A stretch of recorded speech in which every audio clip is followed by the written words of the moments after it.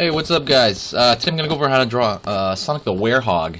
Not Sonic the Hedgehog, the Werehog from that one video game. I'm going in right now with Photoshop CS5, and I'm using a Wacom tablet. It's absolutely important.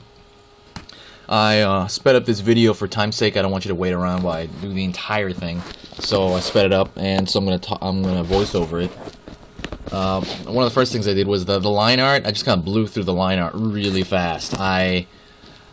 I kind of just set it in there, and all I wanted was general proportion, general posing, and that's it for my line art. And then I'm going into color really quick. I'm laying on the color super fast. And one of the bigger reasons I'm doing that is I want just to I want to kill the white of the page. I just want a bunch of colors on there, and I want to shape them out like I'm shaping clay or something like that. Kind of molding it, you know. I know when I forget who said this, but you know, they say that drawing and painting, they're all errors. It's just a series of a bunch of errors that you're fixing the whole time, and that's kind of the way I'm treating this. I'm zooming in and out, trying to you know, see stuff. Like zooming out gives me a better view on the entire picture to kind of see how it's balancing out. I attack the eye immediately, and that's because when I render out the eyeball, I just feel so much better about the rest of the thing. You know, if I say, hey, I got that eye pretty well done, then I'll feel better.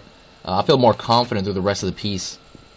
Messing around with colors on the outside, trying to pick my color scheme well.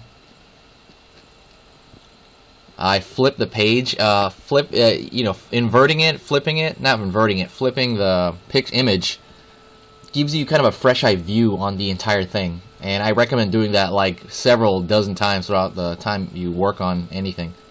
Because you'll flip it. If you flip it, you'll be like, man, why does it look weird? You know, you'll see stuff that's imbalanced. Because if it looks good one way, it should look good inverted too. So try inverting stuff. It's the equivalent of doing a traditional painting or traditional drawing and then putting it in the mirror. And you'll be like, whoa, what the hell? Sorry for the bad language. Alright. Going in with I'm putting some rim light too. Rim light just kind of, I feel like, makes things pop out. Because he's so dark blue everywhere. I wanted his arm to pop out a little bit. So I threw that yellow on there, which signifies the light source from the back hitting his arm.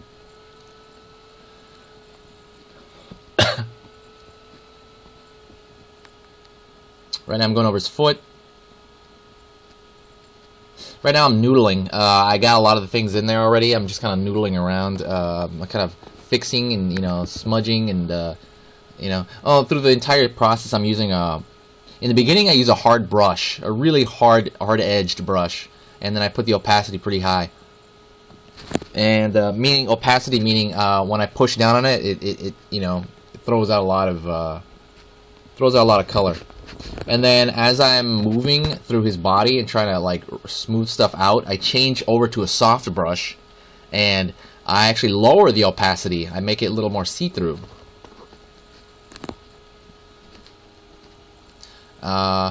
Continuing on, I'm actually starting to put in the darks. Normally I put in the dark shapes the first thing I do. Normally that's the very first thing I do. I'll put in I'll go right in with the darks. But right now I'm doing it after the color. And there's no particular reason why I'm doing that. I'm just doing that because I can, and I'm just trying it out. Mess around with the background. The background's looking really muddy and messy to me. So I kind of want to make it into something, like it's a shine coming from somewhere. Going back to his hand is a giant mashed potato ball I'm just trying to mess around with. Continuing to push that.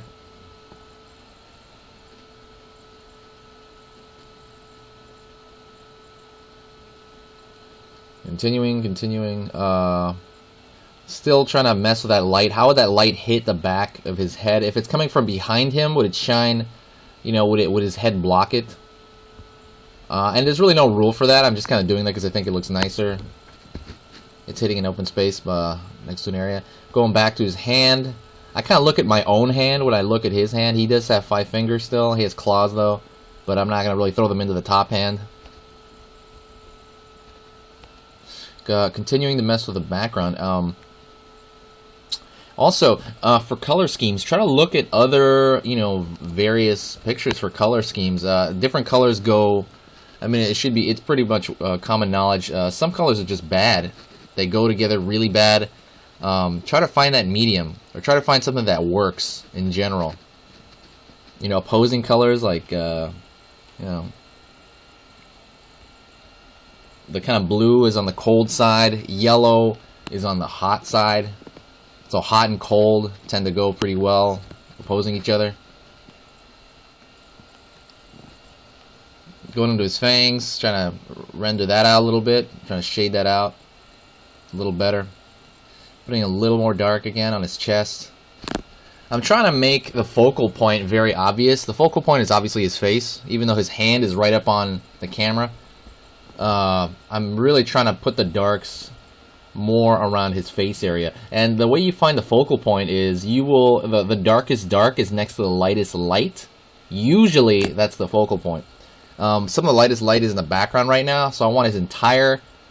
Right now I want a primary focal point on his face, but then overall, I also want his body to stand out from the rest of the background image,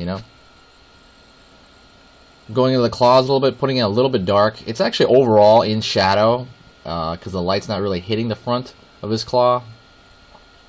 Throwing in some fur shape on his arm, because at this point I kind of forgot that he's furry, like a little more furrier than the other Sonic characters.